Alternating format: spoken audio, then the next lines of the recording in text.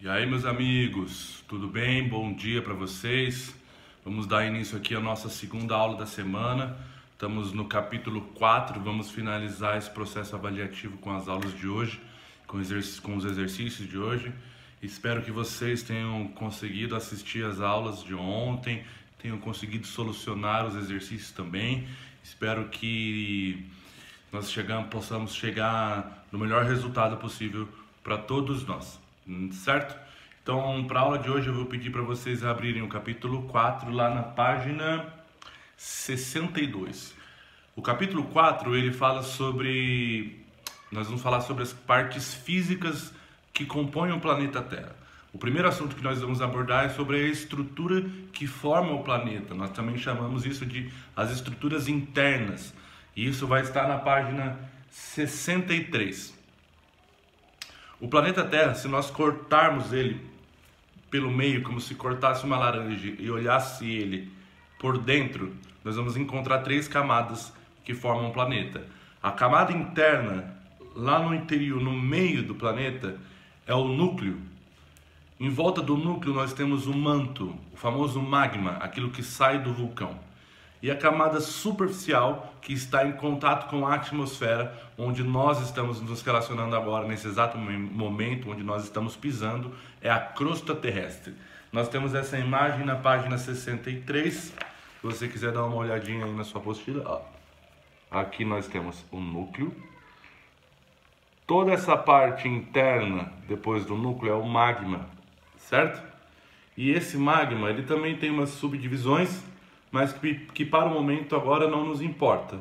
E por último nós temos a crosta terrestre, que é essa camada externa, camada superficial. Então o planeta Terra ele é formado então por 3 camadas: núcleo, manto e crosta terrestre, ok? Nos atentemos então agora somente à crosta terrestre, a nossa camada externa, a camada superficial da Terra, do qual nós estamos nos relacionando. Essa camada nós vamos gastar um bom tempo, na verdade o resto do capítulo inteiro nós vamos ficar falando somente de situações da crosta terrestre, que para nós, para a nossa sociedade, para a nossa sobrevivência, acaba sendo a camada mais importante, porque é aquela a qual nós estamos nos relacionando a todo momento, certo? A crosta terrestre ela também é formada por 3 grandes estruturas, que nós chamamos essas estruturas de estruturas geológicas, e você pode encontrar isso na página 62 da sua apostila, uma página anterior do qual a gente começou, dentro dessa tabelinha aqui, ó. Tá na página 62, dá uma olhadinha aí. As estruturas geológicas que formam a crosta terrestre, elas são 3, como a gente falou, como eu já estava falando. A primeira são os escudos cristalinos, o segundo são as bacias sedimentares e a terceira são os dobramentos modernos. Como o próprio nome já diz, elas são diferentes entre si, e a principal diferença entre cada uma delas é o material que elas são formadas. O escudo cristalino tem uma característica física de um determinado tipo, as bacias sedimentares apresentam outras características e os dobramentos modernos apresentam outra característica. Agora, importante, não existe um lugar no globo terrestre que nós não temos uma dessas 3 estruturas geológicas. Em todos os países, no planeta inteiro, na Terra ou embaixo da água, nós temos essas 3 estruturas formando a crosta terrestre: os escudos cristalinos, as bacias sedimentares e os dobramentos modernos, certo? E o que vai diferenciar, além da matéria do qual é formada cada uma dessas estruturas? Por que a mesma Terra, dentro do mesmo planeta, foi ter como resultado 3 estruturas diferentes na crosta terrestre? Isso é resultado do que está escrito nesta tabelinha aqui, ó. Nessa tabelinha é uma tabela de eras geológicas, processos de formação da Terra. E aí eu quero que você analise bem essa tabela, principalmente na terceira coluna, com o título de principais eventos. Deixa eu ver se dá para vocês verem aqui, ó. Principais eventos. Eu quero depois que vocês estudem isso aqui para os exercícios, porque em cada uma dessas eras geológicas está explicando os eventos que aconteceram.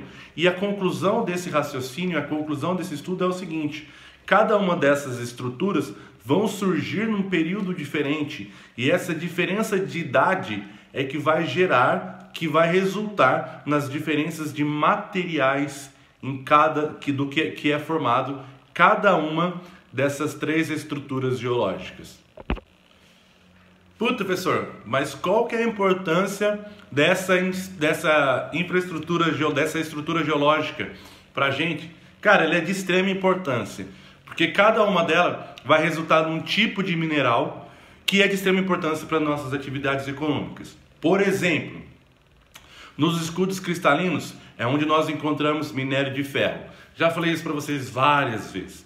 Nos escudos cristalinos também são onde encontramos alumínio, substâncias que são utilizadas com extrema intensidade na nossa sociedade atual. Um outro exemplo, nas bacias sedimentares são encontrados os minerais não metálicos ou os combustíveis fósseis, o famoso petróleo, o famoso gás natural, carvão, mineral, todos esses recursos de extrema importância para a economia atual, todos eles têm origem nas bacias sedimentares.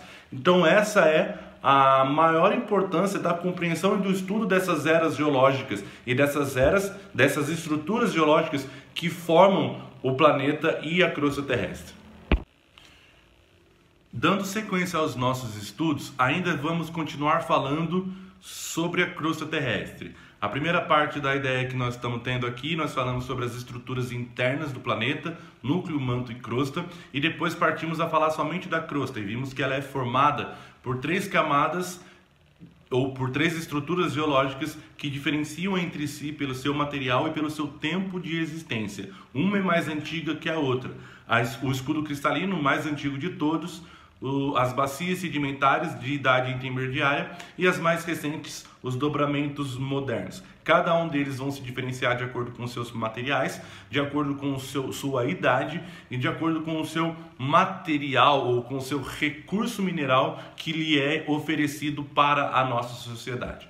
A próxima etapa da aula nós precisamos continuar falando ainda sobre a crosta terrestre. Eu quero que você abra a sua apostila lá na página 66. Na página 66, nós vamos falar sobre esse assunto agora, a crosta terrestre em movimento, certo? Ainda falando sobre a crosta terrestre, e uma das coisas que nós precisamos entender é que a crosta terrestre, ela está sempre em constante movimento. E esses movimentos vão gerar resultados para a sociedade, como terremotos, por exemplo, e diversos outros abalos tectônicos que acontecem de vez em quando em alguns lugares. Tudo isso acontece porque a nossa crosta terrestre ela não é uma superfície completa, ela não é uma única rocha, não é uma única face, não é? Se a gente fosse comparar o planeta Terra com um ovo, a crosta terrestre seria a casca do ovo. Mas a diferença é que a casca do ovo ela é inteira. A crosta terrestre não. Ela é toda fragmentada. Ela é toda encaixada. Como se fosse uma espécie de quebra-cabeça em volta de todo o magma. Nós temos essa imagem na página 67. Essas linhas coloridas aqui representam os contornos das placas tectônicas. E vocês podem ver que todos os continentes e todos os oceanos estão acima das placas tectônicas, estão acima da crosta terrestre. Então, não existe nenhum lugar na Terra também que não tenha placa tectônica. Se não existir placa tectônica, o que vai existir é um buraco que vai nos conectar direto com o magma do interior da Terra, certo? Então, a crosta terrestre ela é formada por fragmentos. Esses fragmentos nós chamamos de crosta terrestre. Esses fragmentos nós chamamos de placas tectônicas. E existe uma teoria chamada teoria da deriva continental, que é o que está na página 66. A ideia de que todos os continentes do planeta um dia foram uma única porção continental e com o passar dos anos elas foram se afastando, se afastando, se afastando, até um dia chegarem à formação continental que nós temos hoje. Na página 66 nós temos muito bem esse exemplo. O primeiro continente, e aí ele foi se subdividindo até chegarmos na formação que nós temos na atualidade hoje. O nome desse primeiro continente, que era todo conectado, é chamado de Pangeia. E aí ele foi se subdividindo até chegarmos na quantidade de continente que nós temos hoje. Uma das evidências que a Pangeia existiu, se nós analisarmos os mapas, pode utilizar o próprio mapa da página 67. O contorno dos continentes parece que se encaixam perfeitamente. Além dessas evidências, os cientistas afirmam que os continentes eles ainda continuam se afastando e a América do Sul e a África se afastam uma média de 1 centímetro por ano. Então essa é a ideia da deriva continental. Agora, pupilos, de tudo que nós estamos falando, de tudo que nós falamos até agora, todas essas camadas, a placa tectônica e as estruturas geológicas, elas não são percebidas a olho nu. É necessário uma análise técnica para descobrir a diferença entre uma estrutura e outra. É necessário uma profunda perfuração na crosta terrestre até chegarmos na placa tectônica. Tudo isso não é visto a olho nu, tudo isso não é percebido para nós, seres humanos comuns. Tudo isso é um assunto de muita análise técnica e de percepção mais apurada através de ferramentas específicas para isso. Porém, dando continuidade ao assunto sobre a crosta terrestre, nós temos existe uma parte na crosta terrestre que essa sim é visível aos nossos olhos e nós podemos perceber, que é o que nós chamamos de relevo. O relevo é a parte superficial da crosta terrestre. O relevo é a parte visível da crosta terrestre. E o relevo ele apresenta 3 formatos principais que você vai poder ver lá na página 75, na verdade são 4 formatos principais: os planaltos, as planícies, as depressões e as cadeias de montanhas. Essas 4 formas de relevo são visíveis a olho nu e nós podemos perceber quando estamos inseridos em cada uma desses formatos. Por exemplo, aqui no Vale do Paraíba nós temos duas grandes formas de relevo muito evidentes.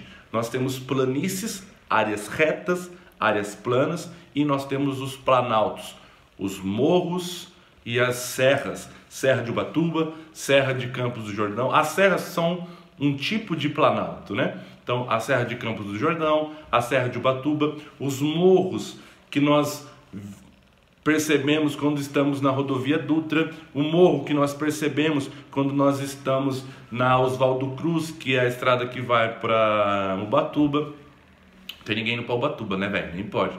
Meu pai mora lá, tô louco para descer, mas, mano, não tá rolando. Enfim, o relevo, então, ele é a parte perceptível, aquilo que nós agora sim conseguimos perceber com os nossos próprios olhos, certo? Agora, pupilos, por sua vez, os relevos, eles são formados por 2 grandes forças que atuam no planeta e na crosta terrestre, perdão. O relevo é formado por 2 grandes forças que atuam na crosta terrestre. As forças endógenas são aquelas que atuam no interior da Terra e que acabam modelando a crosta terrestre. Por exemplo, o vulcão, uma força endógena. Choque das placas tectônicas, força endógena. Tectonismo, que é quando as 2 placas ficam se chocando lateralmente uma na outra, força endógena. E abalo sísmico, quando nós temos a tremedeira das placas tectônicas, quando elas vibram, também acaba alterando a aparência da crosta terrestre. Então são forças que atuam do lado de dentro da Terra. Isso vai estar na página 72. Depois você dá uma acompanhada aí, dá uma olhada para você acompanhar, não é verdade? E na página 74 nós temos as forças exógenas. As forças exógenas são aquelas que atuam do lado de fora da Terra. Essas forças exógenas, elas se dividem em 3 grupos de ações. Está lá na página 74. Temos o intemperismo químico, o intemperismo biológico e o intemperismo químico. Recapitulando, o intemperismo físico, o intemperismo químico e o intemperismo biológico. Pupilos, o intemperismo químico ele é causado principalmente pela água. A água cai sobre a rocha, ela entra em reação química com alguns minerais dessa rocha e essa rocha ou a crosta acaba se fragmentando. Então vai sofrendo alteração na formação desse relevo.